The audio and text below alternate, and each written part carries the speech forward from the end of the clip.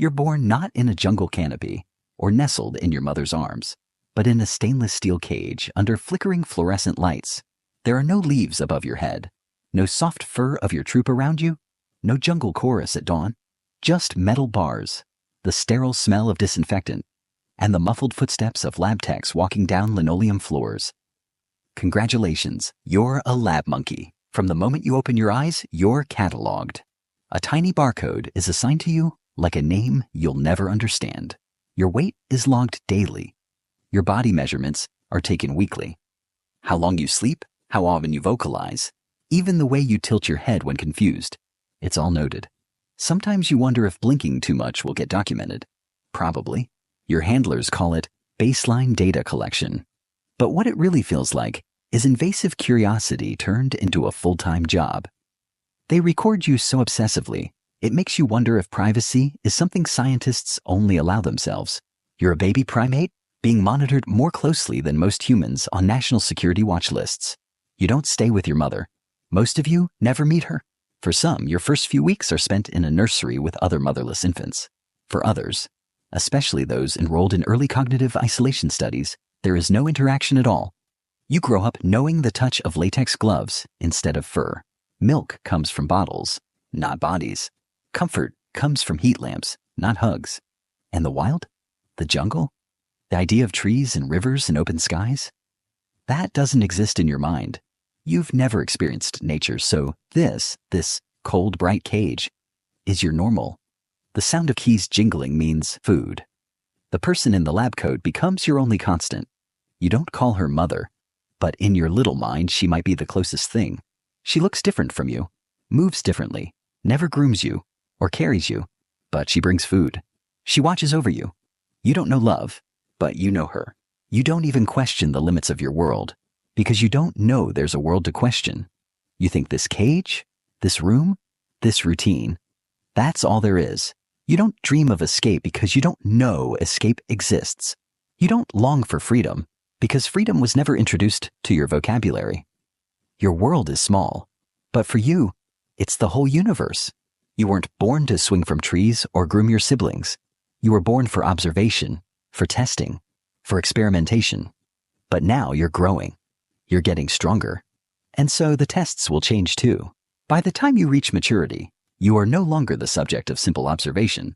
You are a full participant in the system now, part of a long list of scheduled trials, protocols, and metrics. Every phase of your development is monetized into a research objective. You begin with cognitive conditioning. Tasks become more complex. Color matching, pattern recognition, and object tracking. You're rewarded for speed and punished for hesitation. These aren't games, they're neural stress tests. And if you don't perform well, the record will reflect your declining response reliability. You're strapped into a restraint chair. Your head is held in place, your limbs restricted, screens flash, levers click, rewards drip from a tube. You press the correct sequence, you get a treat. Get it wrong, and the session repeats, again and again, until your cooperation is no longer conscious, it's mechanical. The neuroscience phase starts with surgery. They remove a piece of your skull and implant electrodes that read your brain activity. You're kept on sedatives until your system stabilizes, then tested daily. They measure decision-making, perception, even your reaction to your own reflection. Some monkeys stay wired up for months, others for years. You're also part of drug trials. 1 month, it's an anti-anxiety compound. The next, a stimulant, then a vaccine. Each test involves blood work, behavioral analysis, and sometimes induced illness to measure efficacy. You feel tired, agitated, cold, or dizzy, but no one checks on how you feel. They only note the symptoms. Your enclosure may shift to a social testing module. You're introduced to unfamiliar monkeys under artificial conditions. Sometimes you're dominant, sometimes you're submissive. They measure aggression, fear, cooperation. They medicate you and observe how that changes your behavior.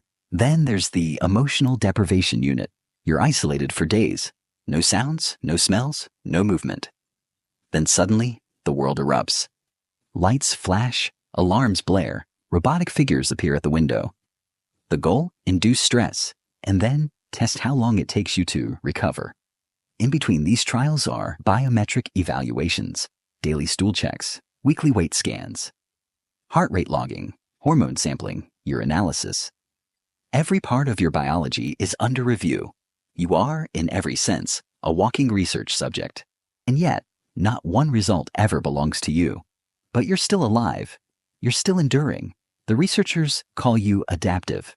You don't know what that means, but it keeps you here. And now your body's getting slower, your mind more compliant. And so you're approaching your final phase. Time passes differently now. You feel heavy. Your joints ache from years in small spaces. The reward levers are harder to press. The tests feel longer. The days feel quieter. You've become what they call a non-priority subject. Your final experiments are invasive. You undergo chronic implant monitoring, long-term device tests that push your body to its limits. Your mobility decreases. Your sedation periods increase. The researchers are focused on maximizing data while minimizing cost.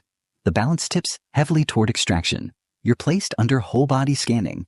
MRI machines, CT scans, neural mapping. Every organ, every joint, every system is reviewed, not to treat, but to map.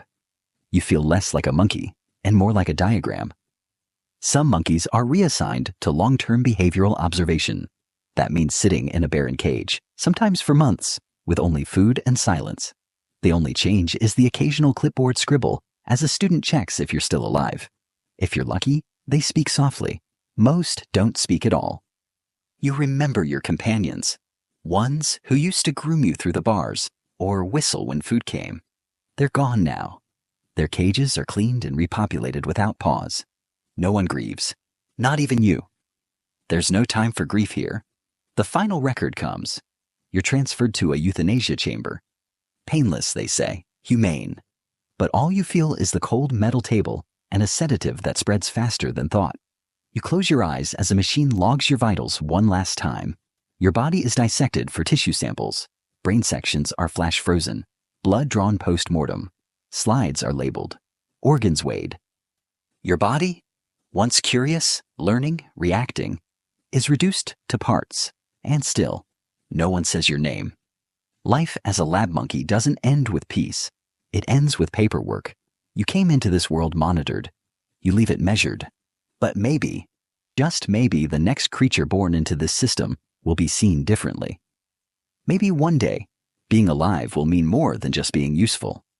Until then, check out the next video to meet another creature whose story is just as heartbreaking.